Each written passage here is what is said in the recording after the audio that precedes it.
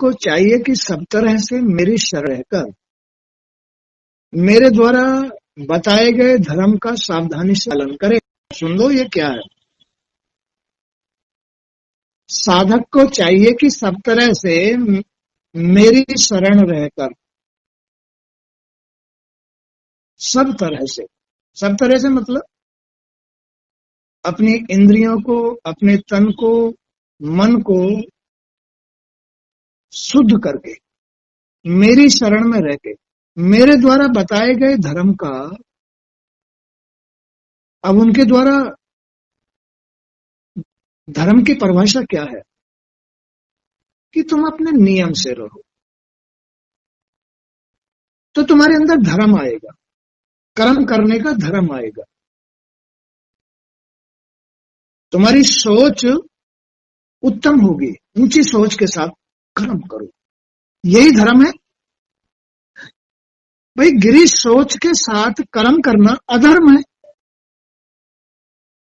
सोच को ऊपर उठा करके दया, धर्म, शांति, सरलता, सभ्यता आदि के साथ कर्म करो।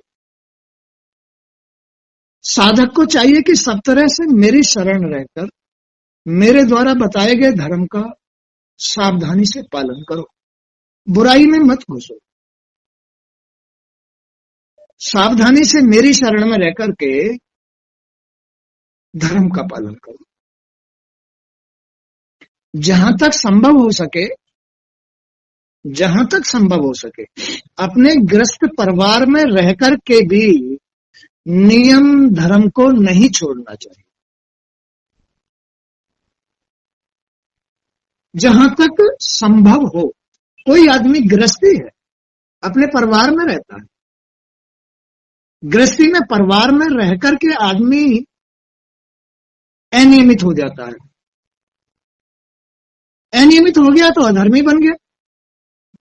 तो जहां तक संभव हो अपने गृहस्थ में रहकर के भी, अपने परिवार में रहकर के भी जीव को, आदमी को नियम धर्म के साथ ही रहना चाहिए।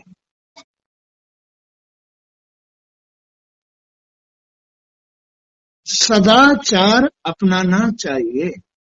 सद आचार विचार, उत्तम विचार, धर्म के साथ विचार अपनाने चाहिए। चाहे अपनी गृहस्थी हो, चाहे अपना परिवार हो, चाहे समाज हो, या कहीं भी सदाचार अपनाना चाहिए। अच्छे आचार विचार के साथ जीवन निभाना चाहिए।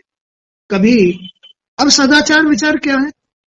सदाचार विचार हैं सत्संगति में रह करके अच्छे विचार धारण करना,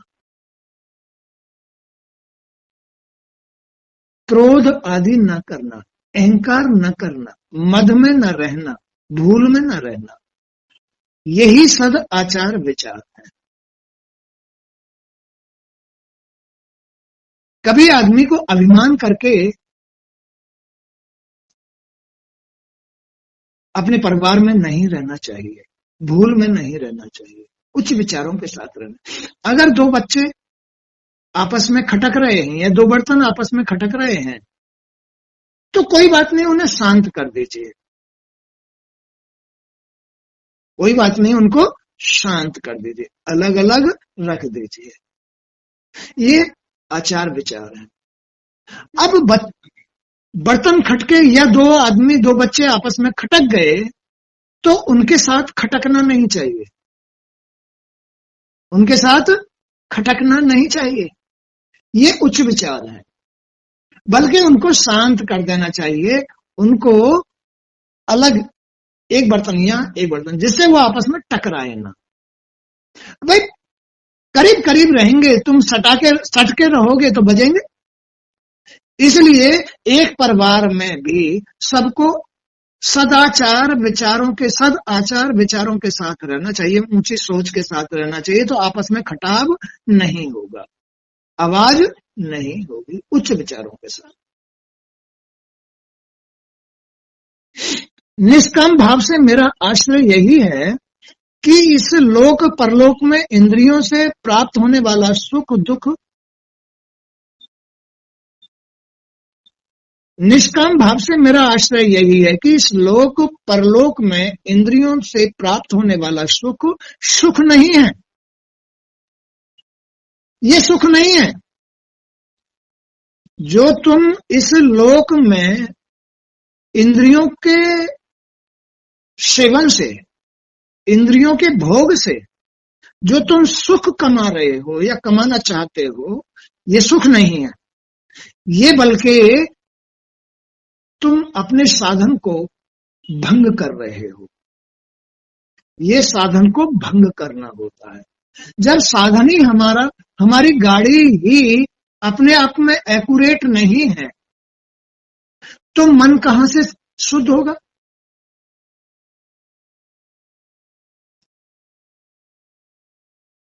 गाड़ी कहां से चलेगी? मन कहां से चलेगा? क्योंकि मन तो भंग हो गया।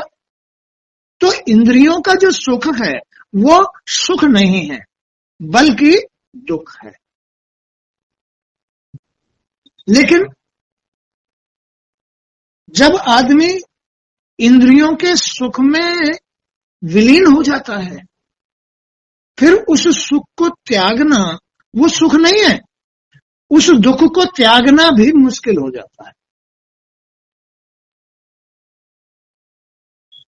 इसलिए सद आचार विचार रखने के लिए इंद्रियों के सुख के लालसा में कभी नहीं पड़ना चाहिए।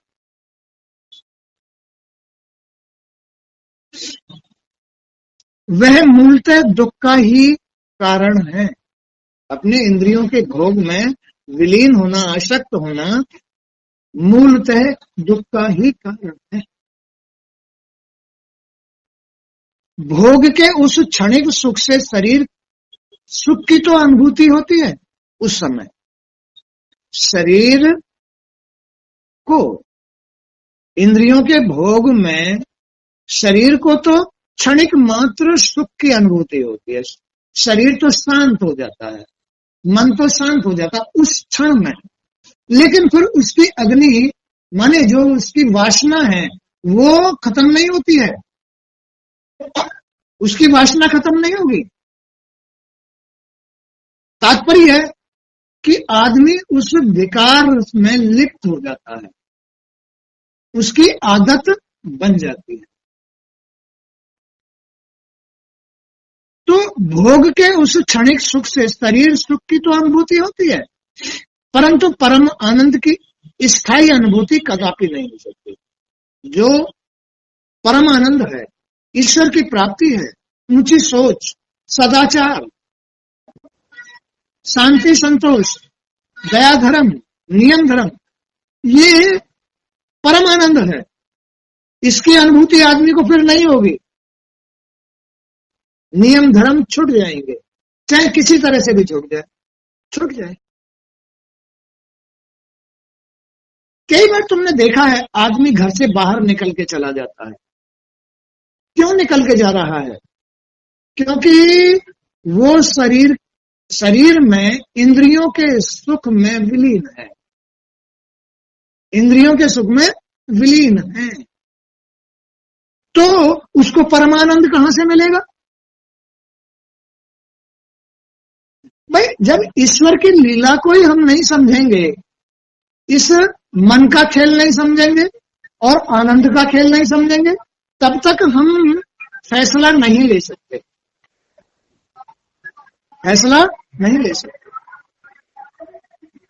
तो जो हम मान लीजिए उदाहरण के लिए, कभी कोई आदमी घर से बाहर निकल जाता है, चला जाता है, वो भटक जाता है, अपनी बुद्धि से भटक जाता है, वो अपने मन से भटक जाता है, अपनी सोच से भटक जाता है, घर से बाहर निकल के चला जाता है, न्यून सोच हो जाती है,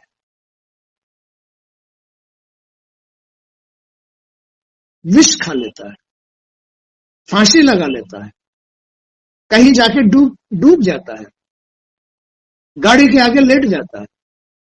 ये क्या है? ये उसकी न्यूनता है, इंद्रियों में विषय आसक्ति है। इंद्रियों में विषय आसक्ति है। इसमें फिर उसको आनंद कहां? अब आनंद तो ऊंची सोच के साथ मिलता है, अच्छी सोच के साथ। ऊंची सोच, अच्छी सोच। अच्छी सोच, ऊंची सोच का मतलब क्या है? जिसमें कोई विकार ना हो, वो ऊंची सोच होती है। और न्यून सोच जो विकार युक्त होती है, वो न्यून सोच होती है। तो न्यून सोच में सदाचार नहीं होते हैं, ऊंची सोच में सदा आचार विचार होते हैं, उसमें नियम धर्म होते हैं। न्यून सोच के साथ हमेशा हानि होगी, भेदभाव बनेंगे। न्यून सोच के साथ ही तो घर बिगड़ते हैं, न्यून सोच के साथ ही क्रोध, कामाशक्ति, मद, अहंकार की घर में उत्पत्ति होती है। अहंकार की न्यून सोच में, उसी में भेदभाव आएंगे, उसी में लड़ाई झगड़े होंगे, उसी में हानि होगी, संपत्ति का बंटवारा होगा, सब दूर दूर हो जाएंगे, कमाने के साधन इतनी जल्दी उपलब्ध होंगे नहीं। तो ये हानियां हैं। सदाचार के साथ ऊंची सोच होती है। ऊंची सोच में कोई भेदभाव नहीं होता है, ऊंची सोच में कोई बुराई विषय विकार नहीं होता है, ऊंची सोच में कोई भी हानि नहीं होती है। आनंद के साथ, जो ईश्वर के साथ नियम धर्म के साथ रहता है, उसको हानि नहीं सताती है, उसको खराबियां नहीं सताती। तो इसलिए बाह्य सकाम कर्मों का त्याग करके, बाह्य सकाम कर्मों का, बाहर जब आदमी न्यून सोच वाला हो जाता है, गिरे विचारों वाला हो जाता है, बुद्धि भ्रष्ट हो जाती है, मन अशांत खराब अशुद्ध हो जाता है, तब वो बाहर कहीं किसी से क्रोध करेगा, किसी से लड़ेगा, कहीं में आसक्त हो जाएगा, कहीं संपत्ति में मतलब जो है आसक्त हो जाएगा, कहीं किसी बात में आसक्त हो जाएगा। ये बाह्य सकाम कर्म है। जिसकी सोच गिर जाती है, ये उसके लक्षण हैं। फिर उनके लिए वो लड़ेगा, मरेगा, उनके लिए कोर्ट जाएगा, कचहरी जाएगा, उनमें उनको साथ लेकर, उनको माध्यम बना करके आपस में लड़ेगा, हानि होगी, पुलिस के द्वारे पर जाएगा, 4 आदमी इकट्ठे करेगा, समाज में अपमान करवाएगा, अपना भी, अपने माँ बाप का भी, खुद का भी। तो ये न्यून सोच बनने का कारण है, यही कारण है न्यून सोच। ये बाह्य सकाम करने, सकाम बुराई में, बाहर की बुराई में लिप्त होना, बाहर बुराई में लिप्त होना। अब बुराई के अड्डे तो बहुत मिल जाएंगे बाहर, जगह जगह जगह जगह जगह जगह जगह जगह बुराइयों के अड्डे बने हुए। तुम जिस अड्डे के भी पास जाओगे वही तुम्हें बिगाड़ देगा, जिस अड्डे के पास जाओगे वही तुम्हें बिगाड़ देगा, जिस अड्डे के पास जाओगे वही तुम्हें बिगाड़ देगा। बैठो, वो है बाह्य सकाम कर्म, यानी न्यून सोच बना करके बाह्य सकाम कर्मों में लिप्त होना, अपने घर को बर्बाद करना, अपने घर की इज्जत को बर्बाद करना, अपने माँ बापों की इज्जत को बर्बाद करना और बुराइयों का साथ ले लेना, ये है बाह्य सकाम कर्म। तो इन बाह्य सकाम कर्मों में कौन लिप्त होता है? जिसकी सोच न्यून हो गई है, जो सदा आचार विचार वाला नहीं है, जो नियम धर्म वाला नहीं है, जो भगवान के साथ सच्चाई के साथ नहीं रहता है, जो झूठा आदमी होता है, जो विषय आसक्त बुद्धिहीन आदमी होता है, वही बाह्य सकाम कर्मों में लिप्त होता है।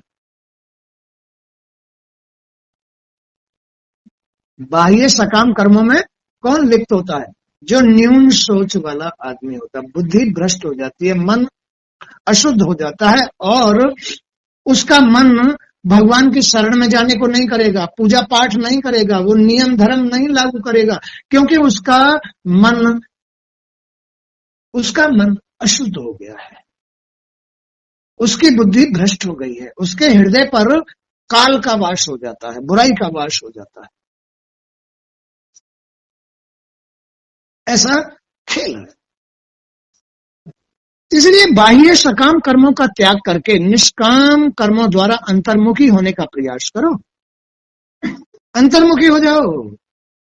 बाह्य सकाम कर्म करने का परिणाम तो यही है जो तुम्हें दिखाई दे रहा है। क्या?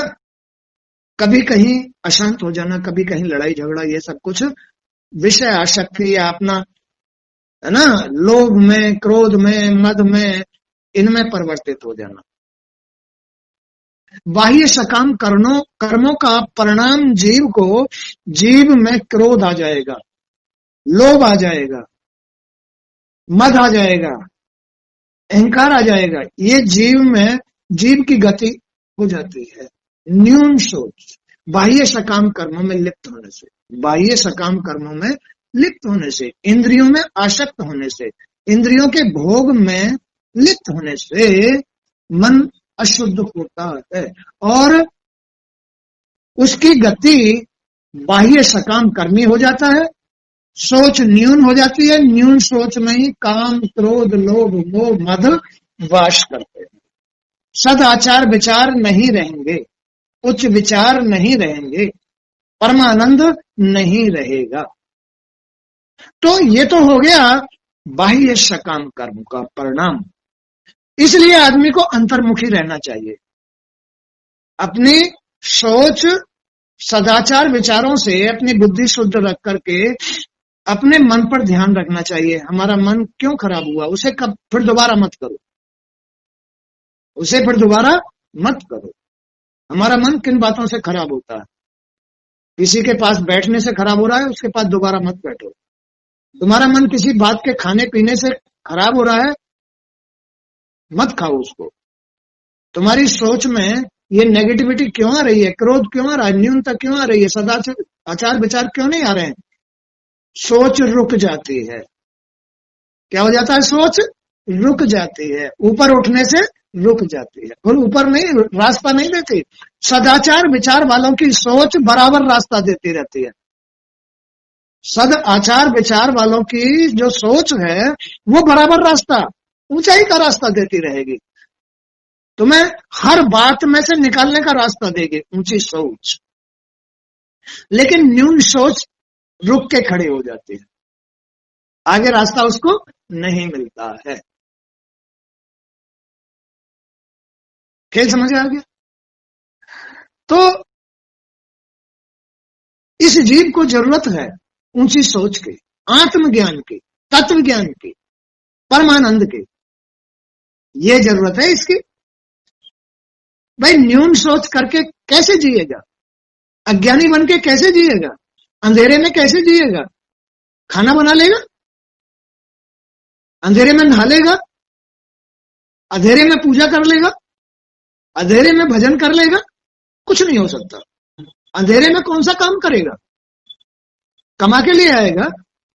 कुछ नहीं हो सकता अंधेरे में। अंधेरे में तो पागलपन आता है, अंधेरे में तो उन्माद ही बन जाता है। जैसे क्या है ये अंधेरे में? पागलपन, उन्मादी। न्यून सोच के साथ आदमी पागलपन में आ जाता है, उन्मादी हो जाता है, न्यून सोच वाला। तो इसलिए आदमी की जरूरत है सदाचार विचार, उच्च सोच, आत्मज्ञान, तत्व ज्ञान। जिसकी सोच कभी नीचे ना आए, जो ऊपर उठती रहे, जो हर बात के लिए रास्ता दे, उसको कहते हैं ऊंची सोच, आत्मज्ञान, तत्व ज्ञान, परमानंद, भगवान की शरण, नियम धर्म। जब आत्मज्ञान की उत्कट इच्छा मन में जागृत हो जाए, मन में, लेकिन जब ही होगी जब मन शुद्ध होगा, तो आत्मज्ञान की उत्कट इच्छा जागृत होगी। तब सभी प्रकार के कर्म संबंधी विधि विधानों का भी आदर नहीं करना चाहिए। जब आदमी के अंदर भक्ति करने की, भाव भक्ति करने की इच्छा जागृत हो जाए भाव भक्ति करने के, समझ लो कि उसका बेड़ा पार हो गया,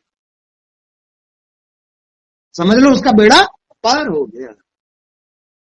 ये न्यून सोच, इंद्रियों के भोग, बाह्य सकाम कर्म, मन में भाव भक्ति करने के विचार आने ही नहीं देते हैं। और तुम्हारे जो ऊंचे और नीचे विचार हो रहे हैं वो केवल मन के अनुसार हो रहे हैं। अशुद्ध मन से न्यून विचार, शुद्ध मन से उच्च विचार, दोनों तरफ का फैसला हो गया। इसलिए सदाचार विचार नियम धर्म के साथ आत्मज्ञान, मन का ज्ञान, बाहर का ज्ञान, घर का ज्ञान, काम का ध्यान, सबका ज्ञान तुम्हारे पास होगा, हर बात का ज्ञान होगा। लेकिन सकाम, बाह्य सकाम कर्मों में, मन की अशुद्धि में तुम ना मन का ध्यान रख सकते, न घर का ध्यान, न परिवार का ध्यान, न किसी बात का ध्यान नहीं रहेगा। तुम पागलपन उन्माद में विलीन हो जाओ। तो वो जीवन अच्छा है या भगवान की शरण में जीवन अच्छा है? शरण में अच्छा है, उसमें तत्व ज्ञान, ज्ञान, आनंद की प्राप्ति होती है, सुख शांति की प्राप्ति। आराम से कमा के लाओ, अपने घर में बैठ के खूब खाओ, हंसो बोलो, प्रेम भाव के साथ रहो, ये है, इसमें रास्ते मिलते हैं आदमी को। इसमें बुद्धि शुद्ध होती है, इसमें मन शुद्ध होता है, इसमें सोच अच्छी होती है, ऊंची होती है, और इसमें भेदभाव वाली बुद्धि नहीं रहती है, इसमें अहंकार नहीं रहता है, सदाचार विचार ऊंची सोच वाले जीवन में। तो ये जीवन दो प्रकार का जीवन है, एक तो बाह्य सकाम वाला, एक अंतर्मुखी निष्काम भाव वाला। तो अहिंसा आदि नियमों का पालन आदर के साथ करना चाहिए। अहिंसा, किसी की आत्मा को चोट मत पहुंचाओ, उसके अंदर सभ्यता आ जाती है, शुद्धता आ जाती है। सभ्यता असभ्यता मन के अनुसार पैदा होती है, सभ्यता असभ्यता उसके मन के अनुसार पैदा। अगर बाह्य सकाम कर्म है, अगर बाह्य बहिर्मुख हो गया है, सकाम कर्म करता है, अहंकारी है, क्रोधी है, लोभी है, लालची है, ये मद में है, तो वो क्यों हुआ है?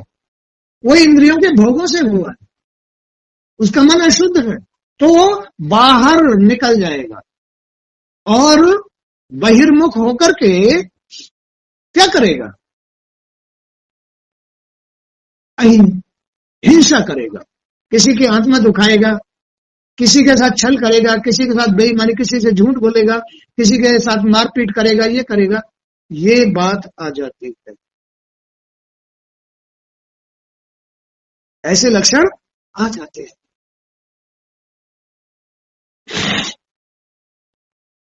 तो जो आदमी अंतर्मुखी होता है, निष्काम भावी होता है, वो अहिंसा, दया, धर्म धारी होता है, किसी के साथ हिंसा नहीं करता है, अधर्म नहीं करता है, पाप से बचता है, नियम धर्मी होता है, वही सत्य के साथ होता है, उसको ही परम आनंद मिलता है। अब ये सब अधर्मी लोग होते हैं जो ऐसा नहीं करते। तो अहिंसा आदि नियमों का पालन आदर के साथ करना चाहिए। पवित्रता आदि नियमों का पालन यथाशक्ति आत्मज्ञान विरोधी न होने पर ही करना चाहिए। मन आत्म विरोधी न हो, मन, इंद्रियां, तन आत्म विरोधी न हो, यानी विषय विकारों में लिप्त ना हो। कहा?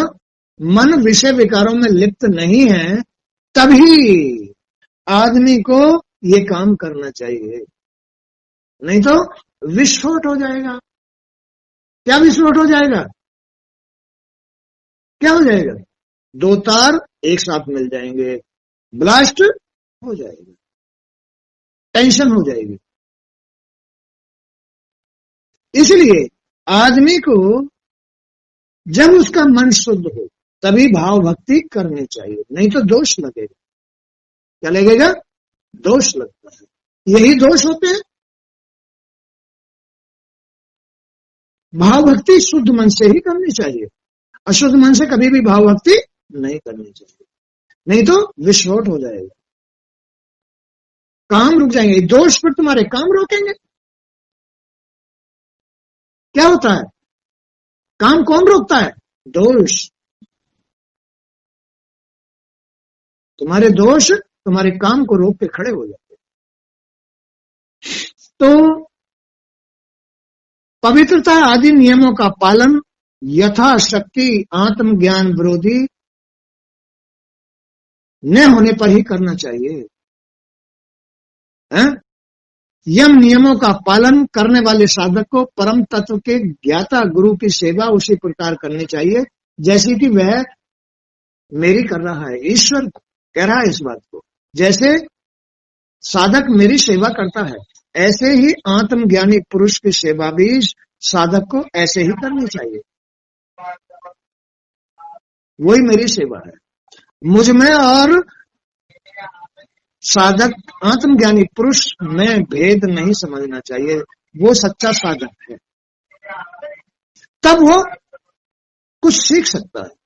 और मन से अशुद्ध है, सोच से गिरा हुआ है, इंद्रियों के विषय भोग में लगा हुआ है, उसमें अगर भगवान की ये सेवा करता है, पूजा करता है, तो दोषी बनता है। तो यही दोष रास्ता रोक करके खड़ी हो जाते हैं। बड़ी मुश्किल की बात। अब पूजा करें तो भी मुश्किल, गृहस्थ में रह रहे हैं तो इंद्रियों के भोग में भी आदमी चला जाता है, मन भी अशुद्ध हो जाता है। और अशुद्ध मन से जब हम ये भक्ति करते हैं तो दोषी बनते हैं। इसका मतलब ये है, भगवान क्या कह रहे हैं कि नहीं, हमेशा सद आचार विचारों के साथ ही रहो। सदा सद आचार, अच्छी बातें ही ग्रहण करो, ये आचार हो गए। विचार, ऊंचे विचारों के साथ रहो। सद माने सच्चे, सच्चे आचार विचारों के साथ ही रह करके मन शुद्ध रह सकता है। तब तुम भक्ति करो, शुद्ध मन से भक्ति करो तो कोई दोष नहीं लगेगा, तुम्हें परमानंद की प्राप्ति होगी, परमानंद की प्राप्ति होगी। अब क्या होता है, अब तुम अशुद्ध मन, तुम देवी माँ के किसी के भी व्रत कर रहे हो, नवरात्रि के व्रत कर रहे हो, तुम जो है जन्माष्टमी का व्रत कर रहे हो, एकादशी का व्रत कर रहे हो। अब देख लो, उसमें आदमी विषयों में लिप्त हो जाता है, विषयासक्त हो जाता है। उधर तो व्रत हो रहे हैं, उधर विषयासक्त हो गया तो क्या लगेगा? दोष लगेगा। अशुद्धि यानी व्रत में मन अशुद्ध रहना। व्रत में तुमने व्रत धारण किया, व्रत का संकल्प लिया, कोई परम त्योहार है, गणेश चतुर्थी, एकादशी, जन्माष्टमी, नवदुर्गा, कार्तिक स्नान, ये परम अवसर होते हैं। उनमें आदमी अगर विषय आसक्त हो जाता है तो क्या होगा? दोषी बन जाएगा। तो ये दोष ही आदमी के रास्ते रोकते हैं, काम बिगाड़ते हैं, कर्म प्रधान है। इसलिए आदमी को बाह्य आसक्त न रह करके मन को शुद्ध रखना चाहिए और उनसे तब भक्ति करे तो परमानंद की प्राप्ति होती है। सदाचार विचार वाला बन जाता है, बाहर हिंसा नहीं करेगा, ये बाहर की हिंसा वृत्ति खत्म हो जाएगी, स्वभाव अच्छा हो जाएगा। तो ये सारे इसका सिस्टम है, एक आत्मा का सिस्टम है, एक संसार का सिस्टम है। संसार का सिस्टम कभी भी सुखदायी नहीं होता है। आत्मा की शरण में, परमात्मा की शरण में, नियम धर्म के साथ, सदाचार विचारों के साथ रहने वाला सदा सुखदायी आनंददायक जीवन व्यतीत करता है। वही आदमी जिसका मन शुद्ध है, जो मेरी शुद्ध मन से पूजा कर रहा है, सेवा कर रहा है, याद कर रहा है, सत्संग सुन रहा है, वही शुद्ध मन वाला व्यक्ति इस बात को समझ पाएगा, ज्ञान रख पाएगा कि जो सेवा मेरी है वही मेरे साधक की, गुरु की है। उसमें भेद नहीं करेगा, भेद नहीं करेगा। शिष्य के लिए यह परम आवश्यक है कि वह कभी अभिमान न करे, ये शिष्य के लिए आवश्यक। लेकिन शिष्य तो वही शिष्य है जो शुद्ध मन से होता है, ऊंचे आचार विचार वाला, सदाचार विचार वाला होता है, जो वास्तव में सच्चे मन से भगवान की शरण में होता है। वही शिष्य कभी अभिमान नहीं करता है, अहंकार नहीं करता है, भेदभाव नहीं करता है। और जिसका मन शुद्ध नहीं है, अशुद्ध है, इंद्रिय भोग में, बाह्य सकाम कर्मों में लगा हुआ है, उसका मन कभी शुद्ध नहीं होगा, तो सदाचार विचार वाला नहीं होगा, उसमें भेदभाव अहंकार होगा, मतलबी होगा, स्वार्थी होगा। लेकिन शुद्ध मन वाला कभी भी भेदभाव में नहीं होता है, वो सदाचार विचार से ऊंची सोच वाला होता है, सदा ईश्वर की शरण में रहने वाला होता है, और उसकी बुद्धि शुद्ध रहती है, तो उसका भगवान साथ देता है, उसको परम आनंद आता है जीवन जीने में। तो शिष्य के लिए परम आवश्यक है वह कभी अभिमान ना करे, कभी किसी से ईर्ष्या ना करे। कोई कर रहा है उसे कल्याण दीजिए।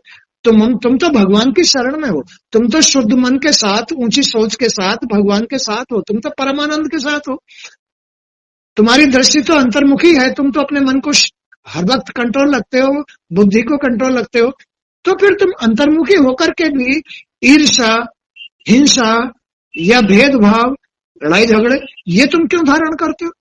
तुम्हें इनसे कोई मतलब ही नहीं होना चाहिए। अपना रास्ते जाओ, अपने रास्ते, अपने घर आओ, अपना काम करो, अपना घर बैठ करके आराम से खाओ।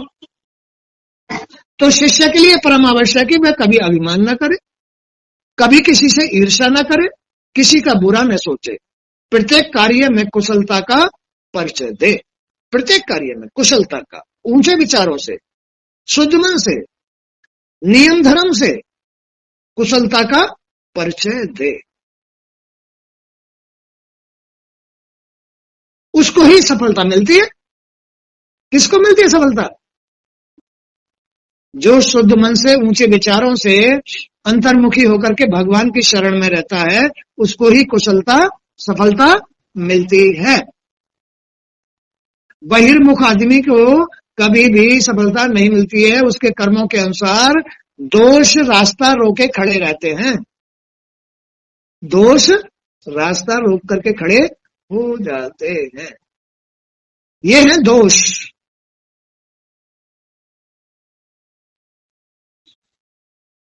तो प्रत्येक कार्य में कुशलता का परिचय दे, आलस्य का सदा परित्याग रखे, आलस्य का सदा परित्याग करके रखे, ममता मोह से दूर रहे, ममता और मोह से दूर रहे, कर्म करे लेकिन मोह से दूर रहे, गुरु के चरणों में दृढ़ और निश्चल अनुराग रखे, गुरु के चरणों में दृढ़ और निश्चल अनुराग रखे, हड़बड़ी में कोई काम न करे, हड़बड़ी में कोई काम ना करे। जो भी कार्य हाथ में ले उसे सावधानी के साथ, पूरी सूझबूझ के साथ करे। अब वो सूझबूझ क्या है? कोई काम अगर शुरू किया है तो उसे, कोई काम अगर शुरू किया है तो उसे सूझबूझ के साथ करना चाहिए। माने कि अपनी इंद्रियों को शुद्ध रखे, मन को शुद्ध रखे, विषय भोगों में बहिर्मुखी ना हो, और भगवान की शरण में नियम धर्म से रह करके सद्बुद्धि के साथ, ये सूझती है, सूझबूझ के साथ में जो भी काम अपने हाथ में ले उसे सूझबूझ के साथ पूरा करे, तब जाकर के उसे सफलता मिलती है। हड़बड़ी में कोई काम ना करे, जो भी कार्य हाथ में ले उसे सावधानी के साथ, पूरी सूझबूझ के साथ करे, सदैव परमार्थ के संबंध में ज्ञान प्राप्त करने की इच्छा बनाए रखे। परमार्थ करने, भगवान ये मेरा कार्य करो, मैं इस कार्य से कुछ भंडारा करूंगा, दान करूंगा, ऐसी भावना जरूर रखे, नहीं तो वो स्वार्थ भावना हो जाती है, वो भी दोष बन जाएगा। कोई भी कार्य अगर तुम्हारा, जैसे तुम अपना कोई भी कार्य उठाते हो तो उसमें भगवान के निमित्त आप कुछ ना कुछ बोल कबूल करते हो, तो ये परमार्थ है। तो किसी भी काम को अच्छे आचार विचारों के अनुसार पूरा करना चाहिए और परमार्थ भाव रखना चाहिए, तब कार्य सफल होते हैं। तुम्हारे स्वार्थ भाव से कार्य अटकते हैं। इसलिए परमार्थ भाव बना के रखो तो तुम्हारे कार्य में परमात्मा का सहयोग हो। वही है वो क्षेत्र जिसमें तुम्हारी मदद करता है ईश्वर। तो ईश्वर के क्षेत्र में रहने की कोशिश करो, सदाचार विचारों के साथ रहने की कोशिश करो। उससे तुम्हारा मन शुद्ध रहेगा, तुम्हारी बुद्धि सब कुछ शुद्ध रहेगी और उसमें ही तुम्हारे अंदर कुशलता आएगी, कार्य कुशलता। उसमें ही तुम जो है परमार्थ कार्य कर सकते हो। इसमें नहीं कर सकते। बहिर्मुख होकर के, बाह्य सकाम भाव होकर के तुम्हारे अंदर लोभ, लालच, आलस्य ये सब कुछ आ जाएगा। उसमें कुशलता नहीं होती है, उसमें सफलता नहीं होती है, उसमें काम रुक जाते हैं, दोष लगते हैं, दोष रास्ता रोक के खड़े हो जाते हैं। ये है संसार। दोष रास्ता रोक के खड़े हो जाते हैं। उसमें परमार्थ की भावना नहीं होती है, उसमें आलस्य, भेदभाव, अगड़म झगड़म, क्रोध, लालच ये सब कुछ होते हैं। इसे को पूरी नहीं करता है, उसमें कुशलता नहीं देता है।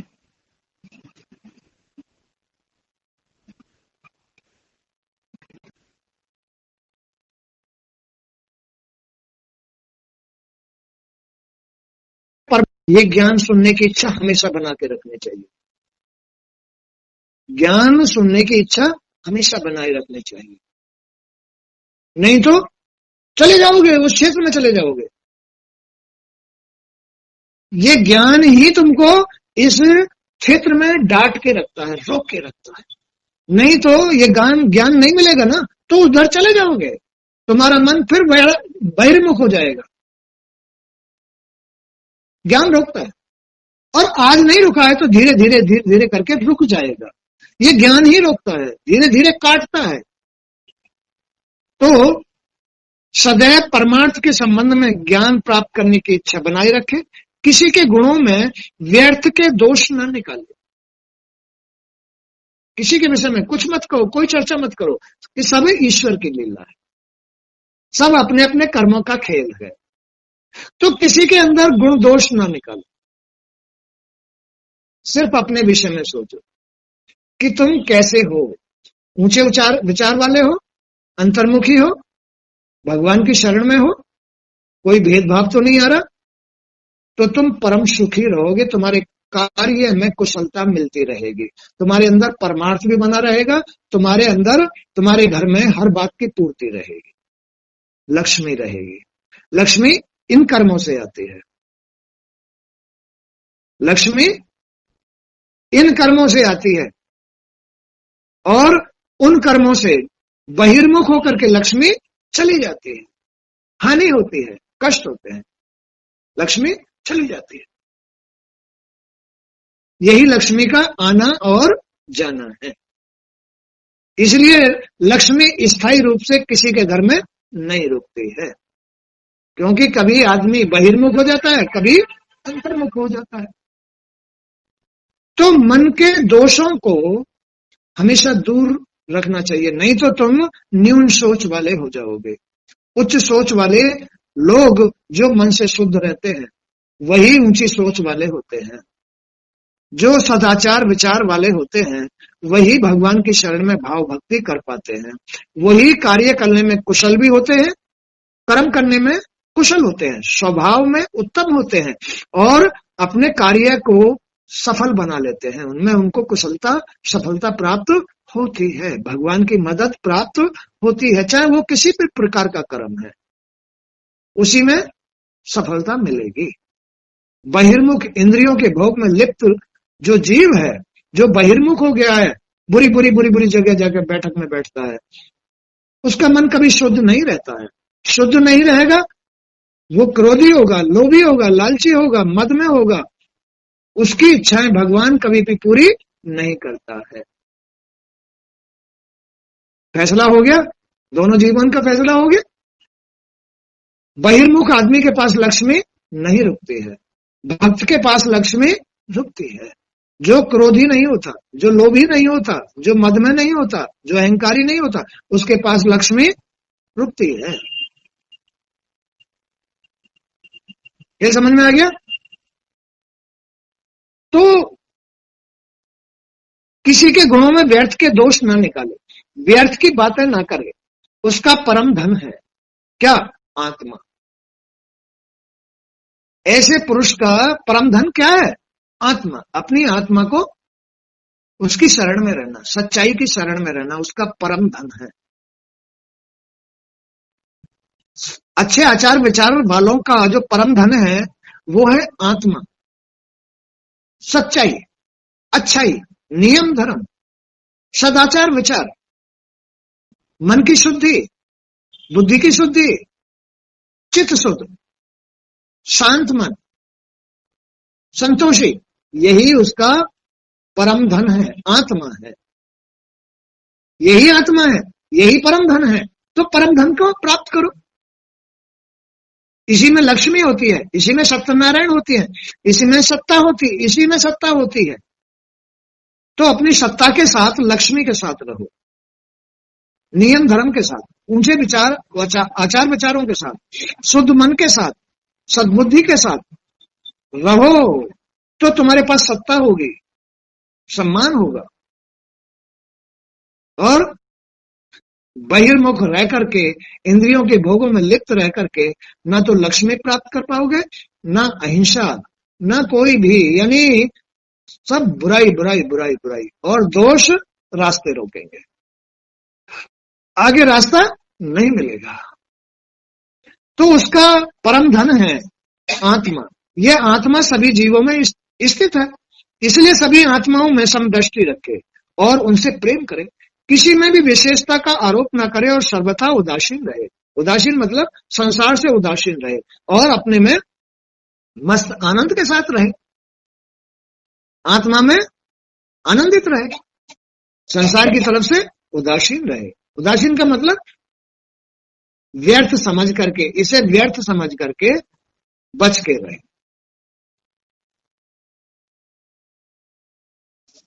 आज का सत्संग भी यहीं तक। जय श्री कृष्ण। गुरुदेव।